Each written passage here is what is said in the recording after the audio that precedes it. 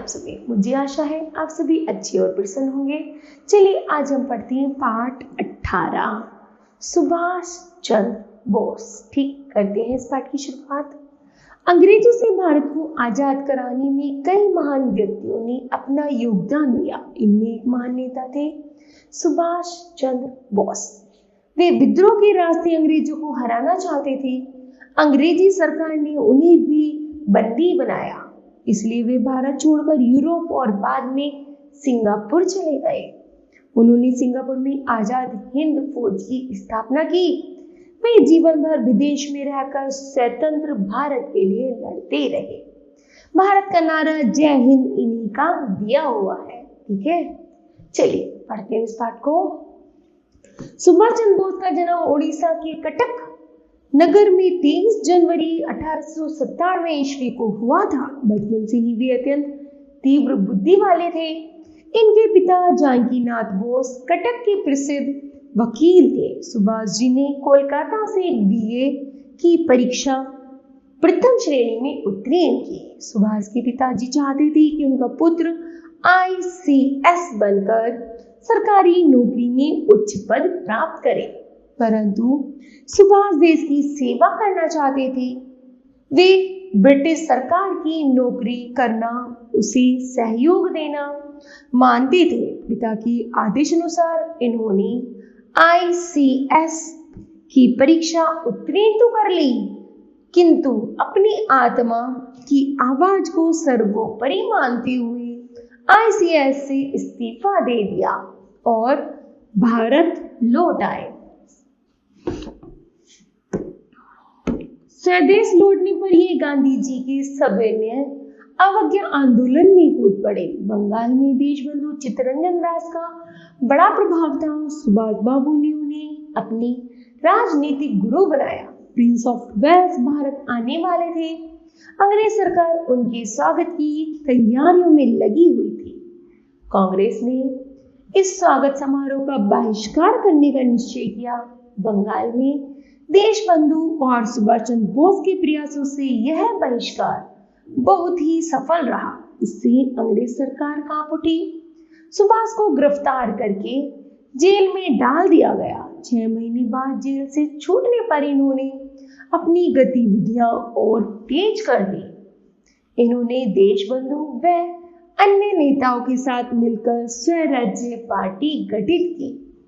सन 1918 ईस्वी में कोलकाता नगर निगम के निर्वाचन में स्वराज्य पार्टी सफल रही। सुभाष निगम के कार्यपालक बनाए गए। इन्होंने 5 महीने में ही नगर निगम की काया पलट करके जन कल्याण के अनेक कार्य कर दिए। 1932 ईस्वी में सुभाष बाबू को फिर से कारावास हुआ।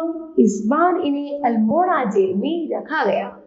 अल्मोड़ा जेल में उनकी तबीयत फिर से बिगड़ गई। वैद्य की सलाह पर सुभाष बाबू इस बार इलाज के लिए यूरोप जाने को राजी हो गए। 1933 ईस्वी से 1936 ईस्वी तक सुभाष बाबू यूरोप में रहे। यूरोप में सुभाष बाबू ने अपनी सेहत का ख्याल रखने के साथ साथ अपना कार्य भी जारी रखा। वहां से वे इटली के नेता मुसोलिनी से मिले, जिन्होंने उन्हें भारत के स्वतंत्रता संग्राम में सहायता करने का वचन दिया। सुभाष बाबू ने क्रांतिकारी व अहिंसात्मक आंदोलनों में सक्रिय भाग लेना शुरू कर दिया। वे 1938 ईस्वी में कांग्रेस के अध्यक्ष बने। भगत सिंह और उनके साथियों को फांसी दी गई। भगत सिंह को न बचा पाने पर सुभाष बाबू गांधी जी और कांग्रेस के तरीकों से बहुत नाराज हो गए।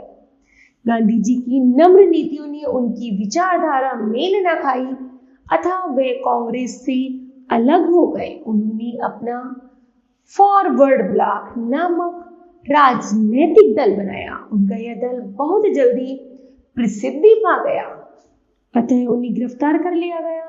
द्वितीय महायुद्ध प्रारंभ हो चुका था। सुभाष बाबू अंग्रेजों के चंगुल से भारत को स्वतंत्र कराने का यह उचित अवसर मानते थे। उन्होंने अपनी मुक्ति के लिए अमरण अनशन करना शुरू कर दिया। हारकर ब्रिटिश सरकार को झुकना पड़ा। अब उन्हें घर पर ही नजरबंद कर दिया गया, परंतु यह वीर कहाँ रुकने वाला था। जनवरी 1941 ईस्वी में अंग्रेजों की आंखों में धूल झोंक कर बाहर से निकल गए। नजरबंदी से निकलने के लिए सुभाष बाबू ने एक योजना बनाई। 16 जनवरी 1941 ईस्वी को वे पुलिस को चकमा देने के लिए एक पठान मोहम्मद जियाउद्दीन का वेश धरकर अपने घर से भाग निकले। कोलकाता से फ्रंटियर मेल पकड़कर वे पेशावर पहुंचे। वहां से भगत राम तलवार के साथ सुभाष बाबू पेशावर से अफगानिस्तान की राजधानी काबुल की ओर निकल पड़े। इस सफर में भगत राम तलवार रहमत खान नाम के पठान बने और सुभाष बाबू उनके गूंगे बहेरे चाचा बने थे। पहाड़ियों में पैदल चलते हुए उन्होंने यह सफर पूरा किया। काबुल में उन्होंने पहले रूसी दूतावास में प्रवेश पाना चाहा। इसमें नाकामयाब रहने पर उन्होंने जर्मन और इटालियन दूतावासों में प्रवेश पाने की कोशिश की। इटालियन दूतावास में उनकी कोशिश सफल रही। जर्मन और इटालियन दूतावासों ने उनकी सहायता की। आखिर में ओर्लादो मासुला नामक इटालियन व्यक्ति बनकर सुभाष बाबू काबुल से रेल से निकले और रूस की राजधानी मॉस्को होते हुए जर्मनी की राजधानी बर्लिन पहुंचे। बर्लिन में सुभाष बाबू जर्मनी के नेताओं से मिले। उन्होंने जर्मनी में भारतीय स्वतंत्रता संगठन और आजाद हिंद रेडियो की स्थापना की। इस दौरान सुभाष बाबू नेताजी के नाम से प्रसिद्ध हुए। 29 मई 1942 ईस्वी के दिन सुभाष जी जर्मनी के सर्वोच्च नेता एडोल्फ हिटलर से मिले, लेकिन हिटलर को भारत के विषय में विशेष रुचि नहीं थी। उन्होंने सुभाष बाबू को सहायता का कोई स्पष्ट वचन नहीं दिया। इसी बीच उन्हें सिंगापुर आने का निमंत्रण मिला। वे युद्ध के खतरों की परवाह न करते हुए सिंगापुर पहुंच गए। सिंगापुर और उसके आसपास बहुत से भारतीय रहते थे। जापानियों ने अंग्रेजी सेना के काफी सैनिकों को बंदी बनाया था, जिनमें से अधिकांश भारतीय थे। सुभाष बाबू ने इन सैनिकों को मुक्त कराया। यहीं पर सन 1943 ईस्वी में इन्होंने आजाद हिंद फौज का गठन किया और अपनी सेना को दिल्ली चलो का नारा दिया। आजाद हिंद फौज में भर्ती होने के लिए हजारों युवक युवतियों की भीड़ लगी थी। नेताजी ने भाषण में कहा, स्वतंत्रता बलिदान के बिना संभव नहीं है। तुम मुझे खून दो, मैं तुम्हें आजादी दूंगा। सभा में बैठे हजारों नवयुवक और नवयुवतियां बोल उठे, हम अपना खून देंगे। सुभाष बाबू ने प्रतिज्ञा पत्र आगे बढ़ाते हुए कहा, इस प्रतिज्ञा पत्र पर साधारण शाही से हस्ताक्षर नहीं करने हैं, वही आगे बढ़े जिसकी नसों में सच्चा खून बहता हो। भीड़ में आगे 17 लड़कियां थी। उन्होंने छुरी से अपनी उंगली पर घाव किया और बहते लहू से प्रतिज्ञा पत्र पर हस्ताक्षर किए। सिंगापुर में नेताजी के जन्मदिन की तैयारियां हो रही थी। उस दिन वहां की भारतीयों ने नेताजी का तुलादान करने का निश्चय किया। तुलादान के आरंभ होते ही स्त्रियों ने अपने कानों की कुंडल, हाथों की चूड़ियां, अंगूठी उतार कर तराजू के पल्लड़े पर चढ़ाना शुरू कर दिया। एक स्त्री ने रोते हुए सिंदूर भरा हुआ अपना मंगलसूत्र पल्ले में रख दिया। इतने में एक वृद्ध आई। उसने अपने मृत पुत्र के चित्र के फ्रेम को पलड़े पर चढ़ा दिया। इसके चढ़ती तराजू का कांटा बराबर हो गया। सुभाष चंद्र बोले, कौन कहता है कि भारत आजाद नहीं होगा? मां का बलिदान व्यर्थ नहीं जा सकता। आजाद हिंद फौज ने ब्रिटिश सैनिकों को अनेक स्थानों पर हराया।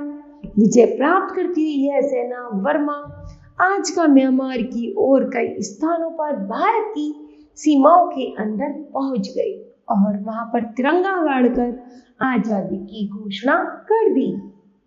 कहा जाता है कि सिंगापुर के ही पास 18 अगस्त 1945 ईस्वी को उनका विमान दुर्घटनाग्रस्त हो गया और उसमें आजादी के दीवाने भारत माता के इस लाल की जीवन लीला अकाल ही समाप्त हो गई।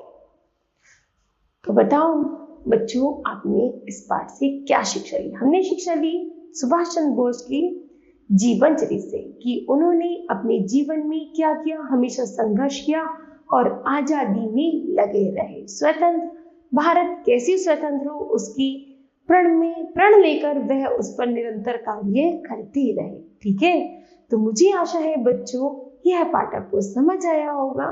धन्यवाद।